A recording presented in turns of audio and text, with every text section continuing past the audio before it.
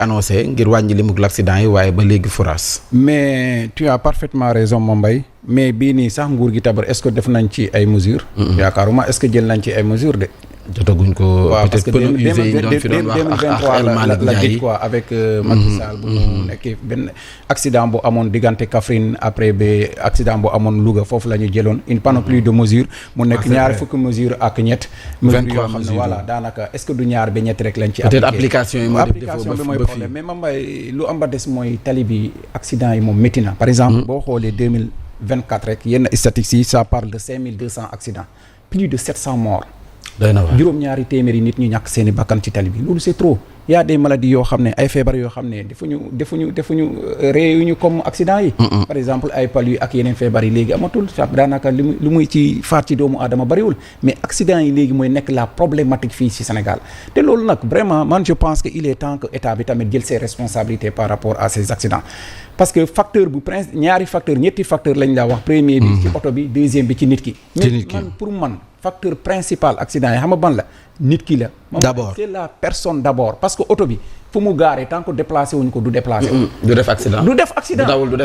dawul du def accident donc c'est à la personne chauffeur bi moo war a jël ses responsabilités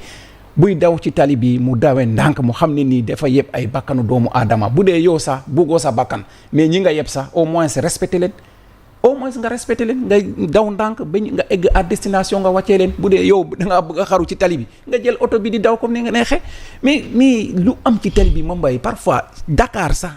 diggante bu xat nga gis ni chauffeur yi ni muy dawee rek ni ñuy dawee rek mais da ngay yéemu ci yàlla nga ne leen ñii ban façon nit lañu di dépasser à n'importe quel moment di dépasser n'importe comment di rawante ci tali bi comme ñuy def course c'est pas possible pas à un moment donné il faut que l'État tamit jël ses responsabilités parce que lu ñu war a wax yépp wax nañ ko façon campagne de sensibilisation bu ne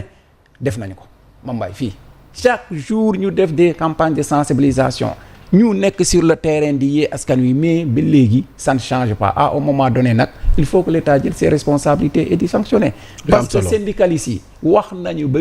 finalement amatuñu sax lu ñuy wax ci affaire accident yi am nañu proposition def nañu ko état def nañu li ne mais c'est l'état qui refuse de prendre ses responsabilités pourquoi on ne sait pas syndicaliste boo dem fii syndicat boo dem am na des pistes de solution am na des cahiers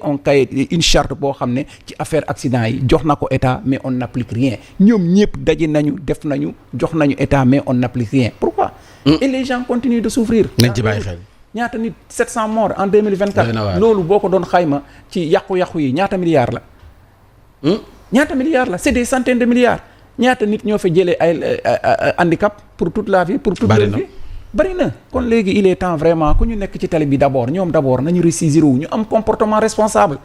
accident bu am côté Louga bi nga sa camion panne nga gaare ko ci peggu tali bi defoo benn signalisation nga dem sa oto ñëw dugg ko mais oto boobu tamit chauffeur bi di daw ci benn vitesse boo xam ne finalement sax bu amee danger obstacle devant toi sax boo ko jëlee doo ko mën a éviter boo ko bëggee éviter rek catastrophe mooy am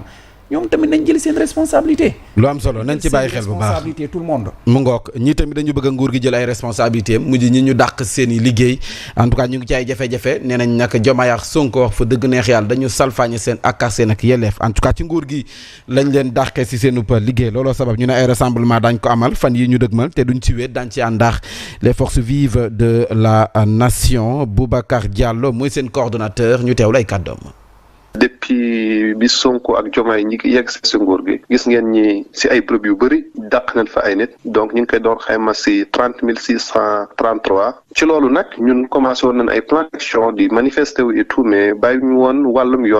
yoon nag am nañu ñaari décisions yi nga xamante jot na bu mu génn am na décision bi nga xamante bu jógee TDS sunu sœur gagné na te waa TDS te si décision boobu jàpp naa ne nguur gi war na ñëwaat à la raison ñu woo les concernés ñu trouver des terrains d'entente à l'amiable parce que ñi ci ëpp dinañ gagné te entreprise yooyu lu ñuy daan seen image dina yàqu te seen koom-koom dina wàññeeku imagine benn nit nga war a débloquer 182 millions imagine beneen nit gagné 200 millions keneen gagné 100 millions ainsi de suite te am na yeneen ñu des le 9 bi aussi di ñëw war nañ am yeneen décision bi nga xamante ni CDC moo ko moom Grand Théâtre ak AGETIP lépp li nga xamante ni justice may nañu ko ñu ngi koy dox ci bu loolu weesoo aussi dès demain dinañ rencontrer li nga xamante mooy le mouvement Y en a marre et les fronts de l'opposition pour xool le grand rassemblement bu ñu diggoon Sénégalais te après Magal dinañ ko def mais après Magal ak Gamou pour respect ci sunu chef religieux yi nga xamante demoon nañ leen seeti ñu waxtaan ak ñun moo tax bëgguñu woon indi benn tolof-tolof ci ñaari date yooyu. rassemblement bu mag la ñu bëgg a woote ñoom ñi nga xam ne dañ leen dàq seen liggéey Younoussa. Boubacar c'est plutôt Boubacar Fall moom mooy. Boubacar Fall du Diallo donc du Diallo quoi rassemblement des travailleurs du Sénégal. Mais Mamay c'est un drame social te ñi ñuy bàyyiñ ci xel. c'est un drame social 30 000 personnes. yu ñuy dàq ci seen i bërëb liggéeykaay. ci jamono boo xam ne démb xam nga barki démb rek maa ngi déglu l'opposant Ousmane Sonko di wax bu ñu jëlee réew mi 2024 ñu soppi réew mi. ndeysaan. waaw 2024 te il parlait aux jeunes léegi jeunes yi ngeen ñëw au pouvoir au bout d'un an. 30 000 personnes ñàkk nañ seen i liggéey tout récemment waa Diamniadio hôtel Radisson Diamniadio finalement dañoo def tapage médiatique dañoo xeex ba finalement ñu suspendre ñu stand by en attendant pour le moment et on ne sait pas est-ce que ñoom tamit les 19 là échappé nañu wala échappé wuñu mais l'un dans l'autre nguur gi moo war a bàyyi di fekk ñi seen bërëb liggéeykaay di leen tax pour des raisons politiques loolu moo jaaduwul c'est pas normal Mbaye pour des raisons politiques état a les moyens nañu xool comment ils vont les gérer munoo ñekk fii réew bu mel ni Sénégal les gens ont des problèmes pour trouver de l'emploi nga fekk nit ki quelqu'un qui a été plus ou moins en fait légalement ça disons qui recruté dem ba def fa 3 ans 4 ans 5 ans 6 ans dem ba am contrat à durée indéterminée ñu embauché ko yow nga xëy rek nga ñëw Mambaay neexu la wala Mambaay ci beneen côté bi la faroon da nga koy dax indi say nit loolu ça n'a pas de sens ci jamono boobu da nga ne da ngay xeex immigration irrégulière xale yaa ngi jël gaal gi rek am na benn bateau benn pirogue bu échoué fii Almadi doy na waar de avant-hier boobu may gis Almadi la maa ngi koy xool ma woo les organisations de défense des migrants ma woo ko mu ne ma am na Almadi gii la amee Espagne bi fii la mujjee Almadi fii kon Espagne lañ doon jëm teere ji Almadi lañ doon dem pirogue bu fees daanaka lu am près de 100 jeunes lampi Almadi même si c'est pas tous des Sénégalais mais au moins il y a des Sénégalais dedans c'est clair dëgg ñuy wax rek nga xam ne ni ñii c'est des Sénégalais te alors que ñii ñoo leen waxoon ni toog leen ci réew mi gëmloo leen fii mun ngeen ci tekki mais boobu ba léegi jeunes yi di toog di xaar lan la ñuy gis mooy ay entreprises yu tëj ay petites et moyennes entreprises yi ñuy xokkatal ba finalement ñuy wàññi seeni personnel waaw di wàññi seeni personnel finalement est-ce que ndaw boobu dina am yaakaar toog ci réew mi foog ñu jël seen responsabilité ñu delloo yaakaar ci ndaw ñi am yaakaar te ñu dérouler des politiques dignes de nom en faveur des jeunes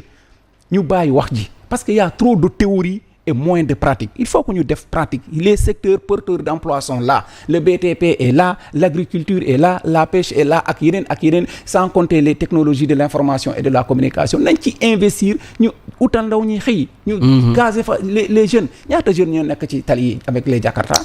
tu vas trouver là-bas des gens qui ont leur maîtrise master 1 master 2 ñuy dawal ay Jakarta dans un pays comme le Sénégal alors que yow waxoon nga lu ne proposer jeunes yi lu ne ya am leen nga jox leen yaakaar bi nga nekkee ci l'opposition bi nga ñëw ba jël nguur gi booy amatuñu yaakaar gi tas na yaakaar bi tas jaajëf Younoussa Baldé 8h54 jaajëf Younoussa ñu bàyyi la nga dem waajal rédaction bi midi 13h inchallah les grandes éditions midi ak 13h jaajëf en tout cas ñu wéyal xibaar yi ak wér-gu-yaramu Farba Ngom ki yor wàllum communication demoon na seeti Serigne Mountakha xalif général kullu murit en tout cas ba mu fa dikkee sàkku na ñaan waaye it doon na si yëg tey kaddu di xam ne kon Farba la ko dëj sa kaso ba am na ñoo xam ne sax dikk nañu fa ngir di ko xamal ne kon nag bu bëggee génne ci lu mu ne na bàyyi APR na bàyyi Macky Sall ay kàddoom la moom Abdoulaye Ndiaye ñu teewlu ko. muñ ci ngotam ak tegginam bàyyi état du Sénégal ak boppam mais ñun ay nitam duñ bàyyi mukk la volonté de Ousmane Sonko ak Diomaye Faye seen nguur yi bàyyi Farba Ngom di dee ci biir kaso bi ñu alerté nañ ñëpp nag lépp loo xam ne gis nañ ko mu amaat dem